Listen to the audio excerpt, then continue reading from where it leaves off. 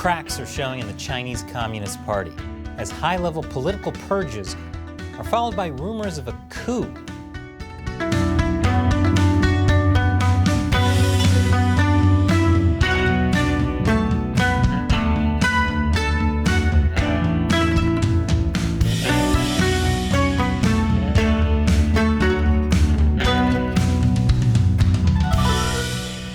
Welcome to China Uncensored. I'm Chris Chappell. Shortly after Xi Jinping's major political rivals received death sentences, rumors began circulating wildly that Xi himself had been put under house arrest following a coup. You know what that means. It's time for another episode of the people's favorite communist soap opera, General Hostility. This time on General Hostility. In less than a month, the highest levels of the Chinese Communist Party will gather, and a storm is brewing. Xi Jinping is expected to seize another term in power, defying convention and becoming not a president, not a dictator, but a presentator for life. But in the background, there's a deadly game of cat and mouse. Xi's political rivals in a clique tied to former Chinese leader Jiang Zemin are trying to take him down. Have they finally succeeded? Wow, there's a reason General Hostility is the people's favorite communist soap opera. So yes, last week, rumors started flying about a coup against Xi Jinping, that he'd been placed under house arrest. Videos began popping up of military vehicles allegedly en route to Beijing, and reports that an unusual number of flights in China had been canceled. Xi Jinping also hadn't been seen in public since he returned from a trip to Central Asia on September 16th, including missing a high-level meeting of the Central Military Commission. Add all these things up, and Xi Jinping was obviously taken down in a coup, right? Now, what seems to have started as rumors reported by Chinese Twitter users were translated into English, hyped up by more Twitter accounts and Indian media websites, until even Newsweek started talking about the coup rumors. Now, in some ways, the idea of a coup against Xi Jinping is not that far-fetched. There have been reports of coup attempts against Xi before. In fact, Chinese officials have been jailed for plots to overthrow Xi. Rumors always get bigger in the lead up to a big Communist Party meeting. Remember, there is a very high-level power struggle going on within the Chinese Communist Party. It's life or death, either Xi or his enemies. However, there are major problems with these particular rumors of Xi's purge. First of all, some people are celebrating the idea of Xi Jinping getting purged, but that's a mistake. If Xi were to get taken down, some other horrible communist leader would just rise up in his place. The problem is the Chinese Communist Party itself, not any individual. If Xi got purged, that really changes nothing. And the rumors about this coup were really weird if you've been following General Hostility. Here's what supposedly happened. It started with former Chinese leader Hu Jintao and Premier Wen Jiabao, who were in charge before Xi Jinping took power in 2012. While Xi was out of the country, they allegedly convinced this guy, Song Ping, who is 105 years old and the oldest living former high-ranking CCP official, to help them take down Xi Jinping.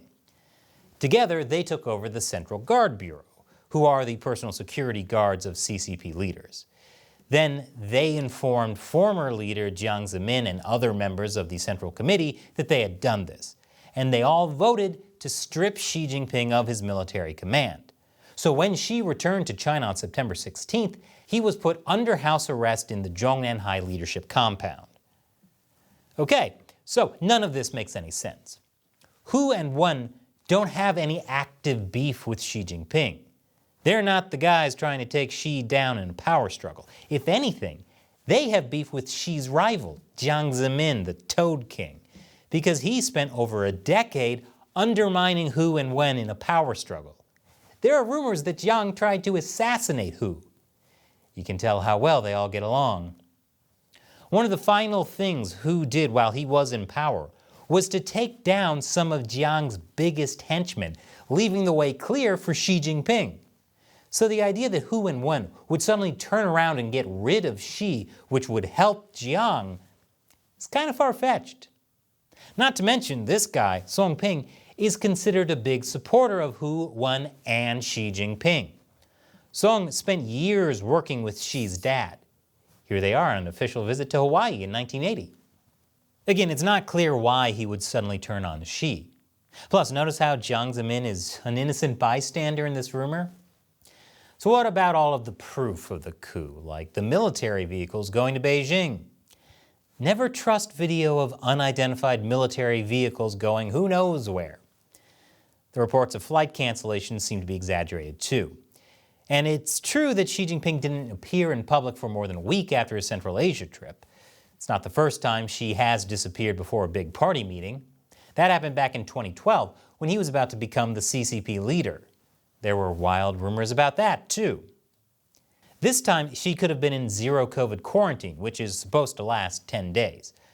Personally, I like to think that he pulled a Ferris Bueller, escaped Beijing to live out his dream of being a chef.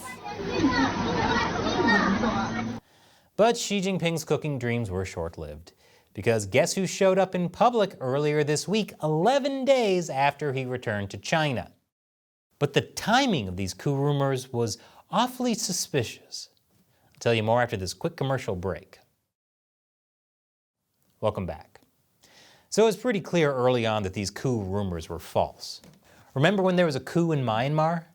That was really clear almost immediately. Well, to everyone except this aerobics instructor. But could there have been another reason for these rumors to spread? Well, let's look at what we know happened right before a major purge of Jiang Zemin allies, especially in the Public Security Bureau, which is China's police force. That's important because the PSB was a powerhouse of the Jiang faction. It's what he used to keep an iron grip on Chinese society. In fact, one of the officials purged for a real coup attempt against Xi used to be the Minister of Public Security. On September 21st, 3 former Public Security Bureau officials went down. One was Liu Xinyun, the former vice governor and Public Security Bureau director of Shanxi province. He was sentenced to 14 years in prison. He was also fined 1 million yuan for accepting more than 13 million yuan in bribes and abusing power. Another was Deng Huilin, the former vice mayor and Public Security Bureau director of Chongqing. He was sentenced to 15 years in prison and fined 4 million yuan for accepting 43 million yuan in bribes. And lastly, Gong Daoan, the former deputy mayor and Public Security Director of Shanghai. He was sentenced to life in prison, deprived of all his political rights, and all his personal property was confiscated. But Xi was just working his way up the ladder. Usually the way Xi does things is to purge lower-level officials first, so they spill the beans on their higher-ups, the more powerful enemies of Xi. That's what happened here. The next day, September 22nd, Fu Zhenghua, the former Public Security Vice Minister, Justice Minister, and Deputy Director of the Social and Legal Affairs Committee of the National Committee of the CPPCC, got a suspended death sentence. After 2 years, this will be commuted to life in prison with no parole. Also sentenced was Wang Like, the former standing committee member of the Jiangsu Provincial Party Committee and secretary of the Jiangsu Provincial Political and Legal Affairs Commission. He also got a suspended death sentence that will become life in prison. Why will their death sentences get commuted? Well, the court said they gave up information on other serious cases. So even though all of these people were being charged for corruption, it's clear this was more political than anything. Because the next day, September 23rd, Xi took down the big fish, the ringleader of a clique against Xi Jinping himself. This is Sun Lijun, a former party committee member and vice minister of the Ministry of Public Security. He also got a suspended death sentence that will be commuted to life in prison. Why was his death sentence suspended? Well, apparently, he also gave up valuable information. Gee, I wonder who's next. Now, these sentences were a long time coming. For example, Sun was first investigated in April 2020. And it's not surprising that they all got sentenced right before a big Communist Party meeting. This is really big because both Fu Zhenghua and Sun Lijun climbed the ranks during Jiang Zemin's era of dominance. That was from roughly 1997 to 2012. Both of them were also trusted enough by the Jiang faction to be allowed to helm its anti-Falun Gong campaign. In 2015, Fu was head of the supra-authority 610 office, and Sun was his deputy. The 610 office was an ultra-powerful Gestapo-like organization. Jiang Zemin created it to destroy the Falun Gong spiritual movement. It didn't destroy them as much as he'd hoped, but it wasn't for nothing. Controlling the 610 office, like the Public Security Bureau, did give Jiang and his people enormous power even after he supposedly stepped down. It would be like if after a US president stepped down, he still controlled the FBI and CIA. Which sounds crazy, but it's China we're talking about here.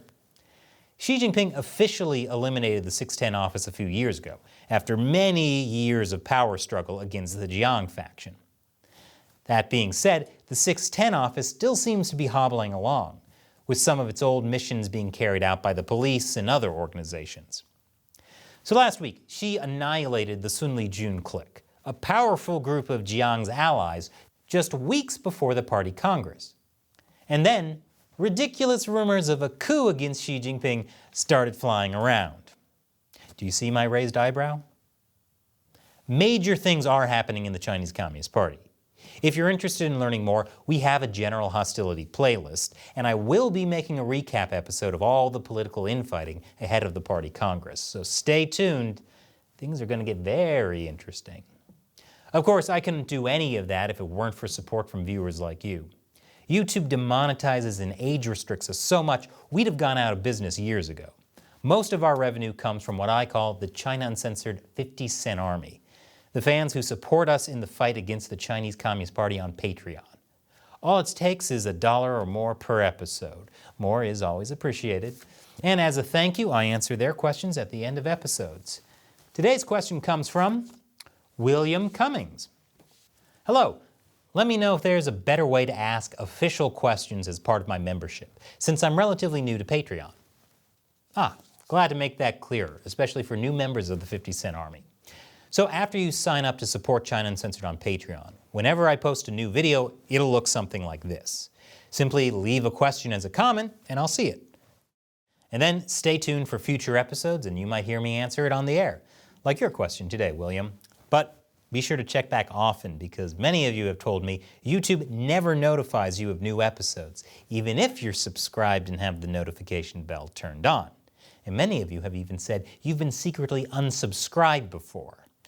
We have new episodes every Monday, Wednesday, Friday, and Saturday, so check back then and make sure you're still subscribed. Thanks again for joining the China Uncensored 50-cent army, William. And thank you for watching. I hope you join the 50-cent army too and join me in the fight against the CCP. I'll have a link to Patreon in the description below, or you can go to patreon.com/China Uncensored. Once again, I'm Chris Chappell. See you next time.